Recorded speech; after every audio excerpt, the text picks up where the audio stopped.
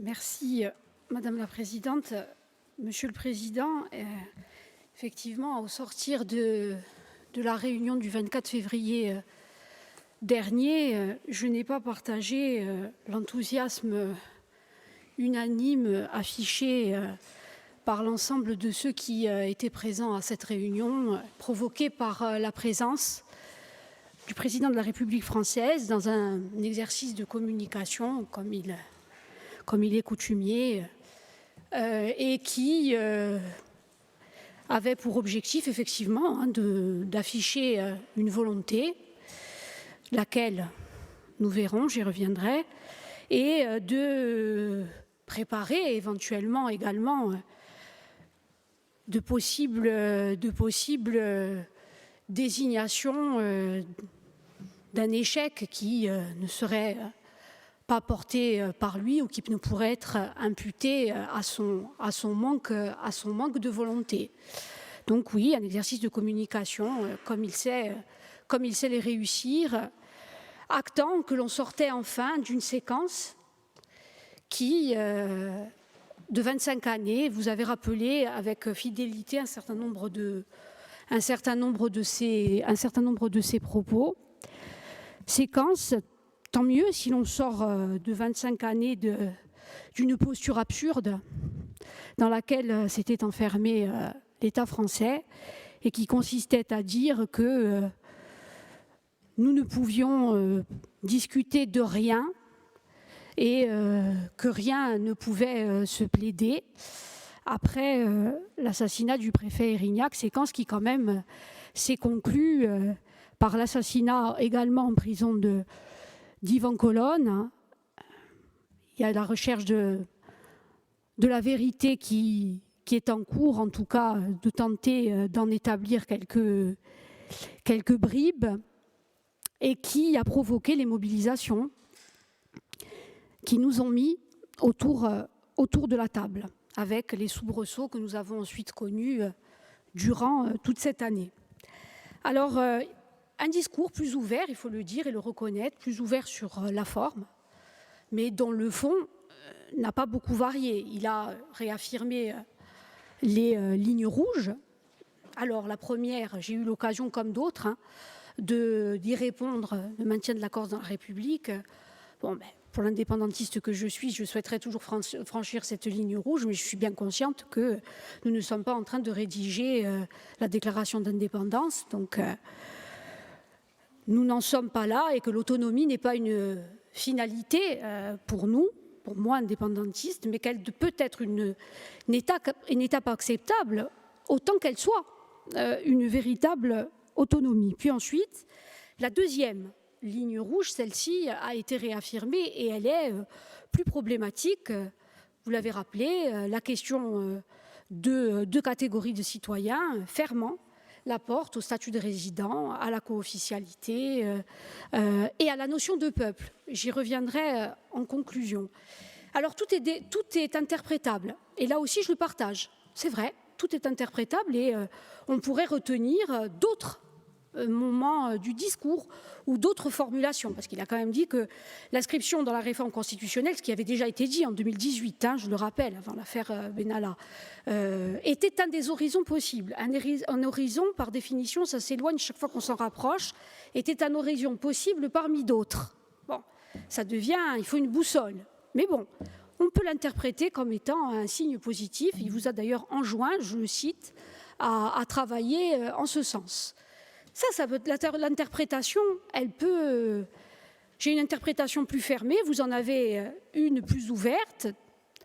Je crois que si ça peut être aussi une stratégie acceptable, si l'on se saisit véritablement de cette possibilité ouverte et de cette interprétation très ouverte. Ça peut être une stratégie acceptable, et je rejoins par là Paul Coastan, et je l'ai déjà fait il y a quelques mois, si on affiche une volonté en face. Parce que j'en viens au deuxième élément. Tout est dépassable. Je l'ai entendu dans plusieurs interventions. Tout est dépassable. Oui, rien n'est figé. Ok, là on touche à la volonté politique. De l'autre côté de la mer, je l'ai évoqué en introduction, moi j'ai pas vu beaucoup de changements. De l'autre côté de la mer, c'est on négocie, on parle de tout sans tabou, ok, on négociera rien de fondamental. Bon, ici, en septembre dernier, je vous entends ce matin, Monsieur le Président, nous inviter à des réunions et des échanges. En septembre dernier, je vais vous poser une question orale sur ce sujet, appelant à la mise en œuvre d'un travail de fond ici, dans cette Assemblée. D'abord, avec l'ensemble des élus qui représentent le mouvement national, puisque à travers eux, 70% des Corses se sont exprimés, et puis également avec ceux qui ne partagent pas nos idées et qui représentent une part des Corses, mais qu'il allait falloir aussi faire valoir le fait majoritaire, le fait national. Septembre dernier faisait déjà écho à des demandes et à des appels à un moment donné à la mise en œuvre d'un travail, parce que converger, ce n'est pas tous derrière une seule voie, c'est converger sur le projet. Aujourd'hui, j'attends de voir si nous convergeons sur le projet. Parce que d'aucuns nous accusant d'être les agents de l'échec, décidément de l'autre côté de la mer, comme ici, c'est un jeu à laquelle beaucoup s'attellent, nous renvoient à nos engagements. Moi, j'oublie aucun de mes engagements. C'est assez amusant d'ailleurs qu'on convoque certains engagements pour le faire. Donc, bref, je passe, dépassons, ce dont nous discutons est plus grand que ça. L'autonomie, la question de l'autonomie peut être une étape acceptable, si je le disais pour conclure, c'est l'autonomie législative. Oui, mais il ne s'agit pas de ça aujourd'hui. On ne négocie pas. Paul Coastin le disait, on ne négocie pas aujourd'hui quand on va en Paris. On va regarder des PowerPoints. Très bien fait par les ministères, mais des PowerPoint. Donc moi, si on entre en négociation, on sera là. Oui, nous allons y participer. Rentrons dans le fond des compétences. Nous, pour ma part, nous sommes pour le transfert de l'ensemble des compétences hormis du régalien. Sur l'éducation, j'ai des contributions à apporter, la compétence partagée, ça ne marche pas. Pour ça, là-dessus, on peut être d'accord avec les ministres. Sur la santé, passons l'épisode désastreux de ces dernières heures sur le CHU. Est-ce qu'on veut un véritable transfert sur la santé, sur l'emploi, sur la question du foncier, sur le social, sur la fiscalité, un vrai transfert ou simplement une dotation déguisée? Là, si vous nous demandez cela, on sera au rendez-vous. Je finis sur les propos d'Emmanuel Macron, les derniers sur le peuple. Vous avez eu d'ailleurs l'honnêteté de rappeler que ce n'a pas été dans sa bouche, la notion de peuple.